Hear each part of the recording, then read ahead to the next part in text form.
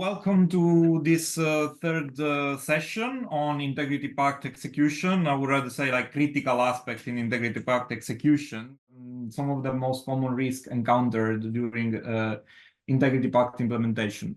So first of all, we might have operational risks in the Integrity Pacts. So these usually include delays, usually due to the lack of institutional capacity in the contracting authority, red tape, and especially also dysfunctional public financial management processes, meaning in practice a delay in the disbursement of EU funds. These usually, like the delays, like the main way of preventing or rather mitigating them also, like both cases, was to plan sort of bridge activities, including, for example, activities for transparency and awareness raising regarding the project delays.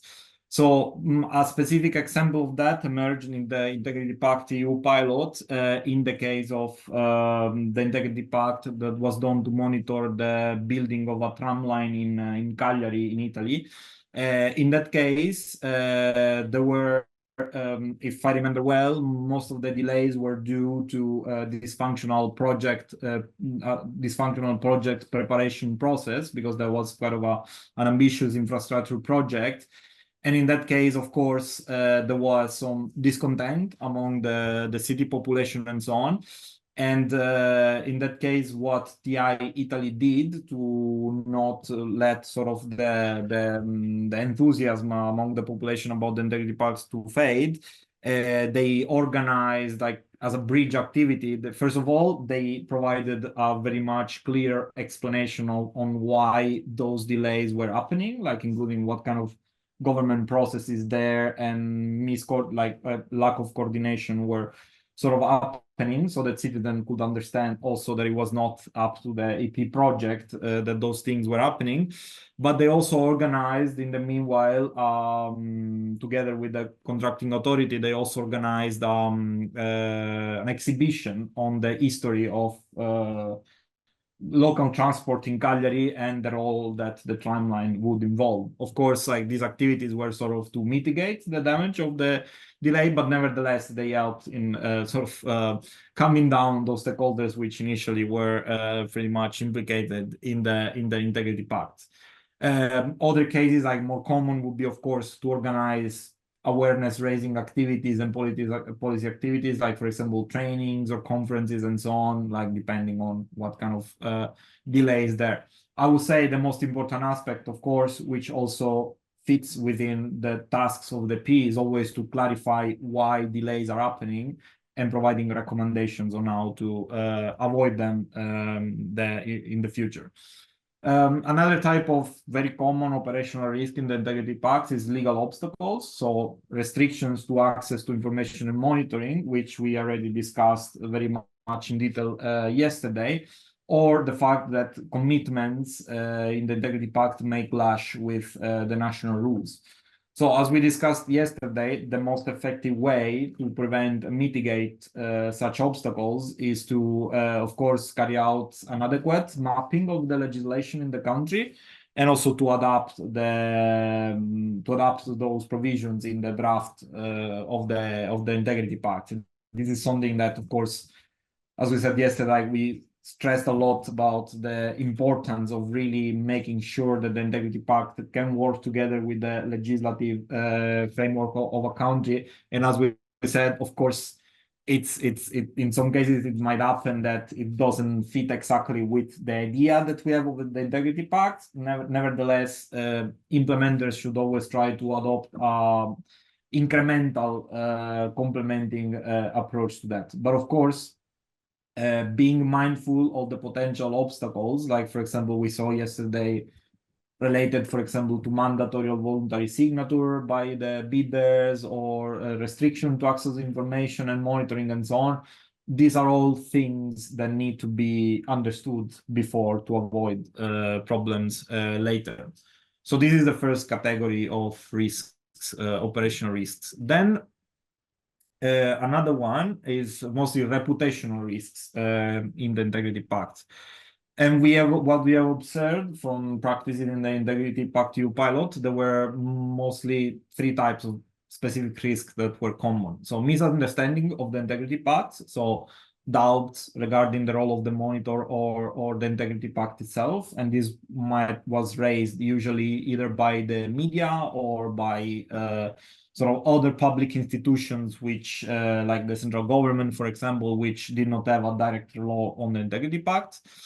In some cases, especially in Eastern Europe, we also saw examples of negative publicity. So deliberate disinformation by opposed interests, for example, because the public procurement project was carried out by the government. So there were sometimes like opposition parties spreading disinformation about the peace. For example, I will not mention the country, but I even had example of opposing media and politicians talking about European Commission wanted to brainwash society with extreme liberal ideas. And this kind of things, you know, to miscredit the Integrity Pact and also the objectivity of the monitor in some cases. And another risk that we did not observe specifically, fortunately, in the Integrity Pact EU project, but which is in general, it's a risk like recognized by TI in the AP experience, is to use the Integrity Pact as a cosmetic initiative just for window dressing, like meaning not really having, for example, independent monitoring or having very low level commitments and activities which add to nothing in the procurement process. So having this kind of initiative, of course, every authority is free to do integrity declarations or kind of integrity commitments and so on. But of course, one has to be aware of what is an integrity pact and what is not. So this, I mention it because it's relevant for managing authorities in the case in which some contracting authorities might come forward with an idea for an integrity pact that is not really an integrity pact. So they always have to be aware that the initiative should include something concrete. So in terms of prevention and mitigation, I think like we already explained that a solid communication strategy and clear explanatory material is key to mitigate or prevent these kind of risks. Transparency over the Integrity Pact governance, staff and decision making is also particularly effective when it comes to contrasting potential misinformation or false allegations in the sense of Integrity Pact not being transparent or having undue influence on the procurement process and so on. And also timely and honest communication about Integrity Pact progress and results, of course, is very important when it comes to showing that the Integrity Pact is not just window dressing, but it is actually achieving results. And in case those results are not achieved, why this happened? I think like trust, of course, is always the best thing. So finally, the final category of risks relates to different stakeholders. So mostly it could come from the contracting authority public officials, in which they might have a lack of commitment or even have some kind of legalistic culture for which they only implement what's written in the law without venturing further on more ambitious commitments by the Integrity Pacts. The reluctance to engage by part of suppliers, which we, as we discussed yesterday, it's one of the key things that have to be addressed in future Integrity Pacts. Some risks might also come from affected communities. For example, they might lack interest in the project or even proactively oppose the project. And also civil society monitor, the main risk is basically that of conflict of interest. And I think both in the first session and yesterday we covered this quite a large. So I would say here I will focus mostly on like just to give some examples, like the risk of lack of interest or opposition to the project by affected communities. This is something that might really determine sometimes like the success of the P or not, like when it comes to sort of having broader societal impact. For example, one of like when it comes to lack of interest, for example, I mentioned in the first session that it's very important to select projects that are visible and tangible to the affected communities in order if, like, of course, the project is aiming to having broader involvement. Because, for example, in the case of some pilot projects in the pilot, the project was very technical and not of direct relevance to the affected communities. For example, the Integrity Pact in Greece was to monitor a contract to implement an IT system for anti-fraud in a Czech managing authority, which was indeed, of course, an important project, a valuable project and everything, but obviously citizens did not see much relevance to them, so they didn't really know how to engage in such projects. In terms of opposition of the project, and this happened particularly in Latvia, where the construction of the timeline was very controversial because it was due to pass through an historical cemetery in the center of Riga.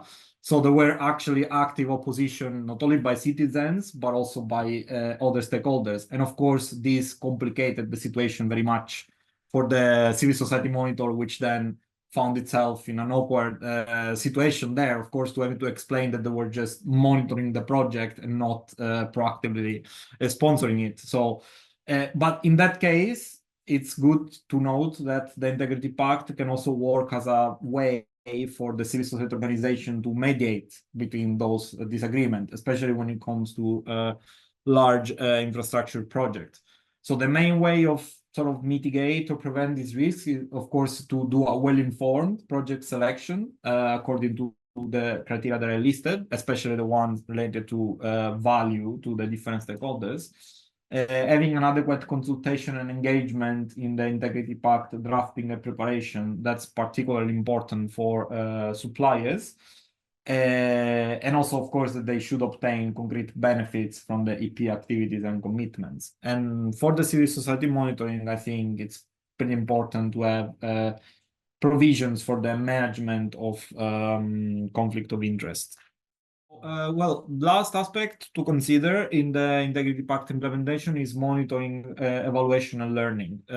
So this is an aspect in which we're putting more emphasis lately, because the Integrity Pacts, as I mentioned in the first session, were implemented in almost 30 countries worldwide, but obviously they were never implemented according to the same framework. So the evidence at the moment, we have a lot of evidence on specific impacts that the Integrity Pact might have had in specific projects and so on across different countries. But of course, that evidence is always very fragmented and not according to the same framework, in a way that, of course, it's been difficult to really assess what have been the systemic impact of the Integrity Pacts. So that's why I think it would be important in the future to sort of try to elaborate some common, I would say, a common baseline for assessing the success of the Integrity Pact. So an attempt was done to harmonize that, was done during the Integrity Pact EU project, even though at the time it was a very difficult undertaking, I would say, because different stakeholders across different countries would have different ideas and interpretation of a successful IP or the key performance indicators, the areas, and so on. These differences were eventually harmonized because the project then at that point as a sort of dedicated function for the monitoring, evaluation, and learning, which was not initially not included. But nevertheless, as I say, like this only shows the relevance for kind of trying to understand, like trying to find a common framework. So in general, I would say, so of course, every implementing organization, perhaps they will have to tailor their monitoring, evaluation, and learning framework to the specific circumstances of the project. But from observation of Integrity Pact implementation around the world, some of metrics sort of emerge, like in terms of Integrity Pact success markers and good practices in monitoring and evaluation. So first of all, the first marker of success of an Integrity Pact, like to see, okay, the Integrity Pact worked, is when the procurement project is executed in time and within budget, efficiency and effectiveness was enhanced, and irregularities were addressed. So here, of course, as we mentioned again, the role of the Integrity Pacts is, again, is not to influence policy decisions that are making the project, but to ensure that it is done according to the law and that all the possible irregularities in that sense are addressed. And this usually should result also in completion of the project within budget and time and efficiency and effectiveness. So this is usually like a very tricky point, because people might say, okay, the public procurement project went smoothly, so the Integrity Pact did not have any impact in that. So this is something, of course, that has to be clarified, in the sense that the fact that a procurement project was executed smoothly might be because of the Integrity Pacts. For example, just to make an example, in Italy, in the Integrity Pact for the tramline in Cagliari, according to the monitor TI Italy, knowing that there was an independent monitor in the process, discouraged companies from making complaints to the procurement process, which were usually used to sort of throw sand in the grains, like sort of the procurement mechanism, which was a common practice observed until then. Thanks to the Integrity Pact, this doesn't happen, because they will know that the complaints will be assessed also by the civil society monitor to understand whether they were justified or not. This is just an example, but of course, just to stress here that having an independent pair of eyes looking at the procurement project might also sort of discourage the contracting authorities or officials to do things that are not according to the law, and that might sort of delay on compromise the project. Another success marker is when there is observation of concrete policy, institutional, or behavior changes of participants and stakeholders. For example, in the three areas that we consider, for example, there could be good practices adopted by the contracting authorities, an improvement in the quality of data disclosures, or evidence of public officials learning good practice in integrity, and so on. And same things like when it comes to corporate integrity, in terms of good practices adopted by companies, data and information disclosed, and so on. And also in terms of social accountabilities, it's also good to register those instances of positive engagement and contribution to the project. Specifically, for example, when affected communities had a good dialogue with the contracting authorities, they actively contributed to the technical specification of the procurement, or so on, like depending on what kind of engagement the project has. So framing the monitoring, evaluation, and learning framework around this indicator or success markets, it's already a good baseline on which like future integrity paths could be evaluated. Even though, of course, obviously, here I can only present things very generally, but I believe at the European Union level, especially when it comes to EU funds, there should be more also discussion in terms of what kind of policy objectives or activities the Integrity Pact can contribute to, so that something very specific to the EU context could be elaborated there. But this is for consideration of future EP initiatives. When it comes to the monitoring and evaluation itself during the Integrity Pact, it usually entails three things. First of all, there should be ongoing gathering of data on review of the procurement process and commitments. This is usually done by the civil society monitoring, by the civil society monitor, through the use of specific files, which are called monitoring logs. And they basically include information on access to information, recommendations, and irregularities. These are put together in monitoring logs, usually in an Excel file, and then they feed directly into the monitoring report, or can also take information from the monitoring reports. So that is already one way of assessing what is the impact of the EP, at least when it comes to the technical monitoring throughout the process. Then for long-term project, it is usually advised to do interim reviews. So having the project team together with other stakeholders to reflect on which achievements, challenges, and were sort of encountered, and also how and whether the project could be adjusted. Such an interim review was done, for example, in the Integrity Pact pilot after 3 years after implementation, which then it resulted in a stronger monitoring, evaluation, and learning framework for the final phase of the project. And then it's also good practice to carry out a final impact evaluation with an assessment of the outcomes and lessons learned. And ideally, it should be done by independent consultant and not by the sort of facilitator or by the owner of the project. So as a way also to genuinely discuss sort of whether the Integrity Pact was effective or not, and what could be recommendations for the future. So from the final evaluation, then we get to the Integrity Pact conclusion. Usually what was done in the Integrity Pact EU project was to produce a final project report summarizing the results of the monitoring and also provided policy recommendation for systemic reforms. This was usually a public report that would be sort of published together with infographics and user-friendly information and so on, just to provide sort of a final look at the project. And also in some cases, there were concluding workshops and events to discuss on the main lessons learned, the challenges, reforms, and improvements of future IPs.